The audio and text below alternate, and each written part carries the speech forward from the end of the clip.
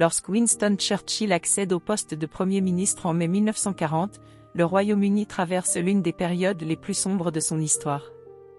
Acculé par l'avancée allemande en Europe, isolé après la chute de la France, le pays semblait condamné. Pourtant, c'est dans ce contexte que Churchill devient le roc sur lequel repose la résistance britannique, galvanisant son peuple et orchestrant une stratégie qui mènera à la victoire finale. En mai 1940, les troupes britanniques sont prises au piège à Dunkerque, encerclées par l'armée allemande. Plutôt que de céder à la panique, Churchill décide de lancer l'opération Dynamo, mobilisant une flotte hétéroclite de navires de guerre, de ferries et de bateaux civils. L'évacuation miraculeuse de plus de 300 000 soldats sauve non seulement l'armée britannique, mais aussi l'espoir d'un éventuel renversement de la situation. « Nous nous battrons sur les plages, nous nous battrons dans les champs et dans les rues », proclame Churchill, promettant une résistance sans relâche. Pendant les bombardements intenses de Londres entre septembre 1940 et mai 1941, Churchill devient le visage de la résilience britannique. Il refuse de quitter Londres, visitant les quartiers détruits et écoutant les témoignages des habitants. La Royal Air Force, soutenue par ses encouragements, finit par repousser les attaques de la Luftwaffe lors de la bataille d'Angleterre. Churchill déclarera plus tard, « Jamais, dans l'histoire des conflits humains, autant de gens n'ont dû autant à si peu. » Le 22 juin 1941, l'opération Barbarossa voit Hitler trahir Staline en envahissant l'Union soviétique. Bien que Churchill méprise le communisme, il saisit immédiatement l'intérêt stratégique de s'allier à Staline. « Nous avons besoin de l'aide russe pour écraser Hitler », explique-t-il. Il envoie des fournitures massives à l'Union soviétique, aidant à maintenir le front de l'Est. En Afrique du Nord, Churchill investit toute sa confiance dans le général Bernard Montgomery pour repousser l'Africa Corps de Rommel. La victoire à El Alamein, en octobre 1942, marque le début de la fin pour les forces de l'Axe en Afrique. Churchill, enthousiasmé par cette victoire, la qualifie de « fin du commencement ». Cette campagne pave également la voie à l'invasion de la Sicile et de l'Italie. Churchill pousse les Alliés à frapper l'Italie, qu'il appelle le ventre mou de l'Europe. En juillet 1943, l'opération Husky conduit à la chute de Mussolini et force l'Allemagne à consacrer d'importantes ressources à défendre le territoire italien. Ce succès renforce la crédibilité de Churchill auprès de ses partenaires alliés, bien que Staline continue de réclamer l'ouverture d'un front en France. Le 6 juin 1944, l'opération Overlord commence.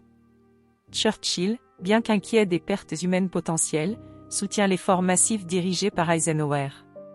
Le succès du débarquement en Normandie marque le début de la libération de l'Europe occidentale. Churchill insiste pour maintenir la pression sur les forces allemandes jusqu'à la chute de Berlin. En février 1945, Churchill rencontre Roosevelt et Staline à Yalta pour discuter de l'après-guerre. Churchill se méfie profondément de Staline et des ambitions soviétiques. Il souhaite garantir un équilibre des pouvoirs en Europe et s'assurer que les petites nations, comme la Pologne, retrouvent leur souveraineté. Pourtant, il est contraint de faire des compromis sous la pression de Staline et Roosevelt, qui souhaitent maintenir l'alliance jusqu'à la défaite totale de l'Allemagne. « Je n'ai pas été fait Premier ministre pour présider à la liquidation de l'Empire britannique », déclare Churchill, exprimant son désarroi face à l'influence croissante de l'URSS.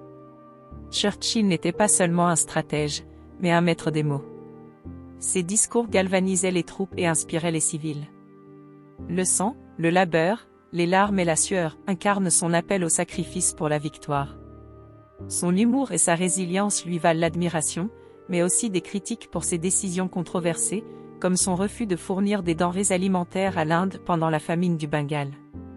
Pour de nombreux soldats britanniques et alliés, Winston Churchill incarnait un mélange d'admiration, de respect et parfois de scepticisme. Sa rhétorique enflammée et sa détermination à vaincre Hitler inspiraient le courage face à des circonstances souvent désespérées.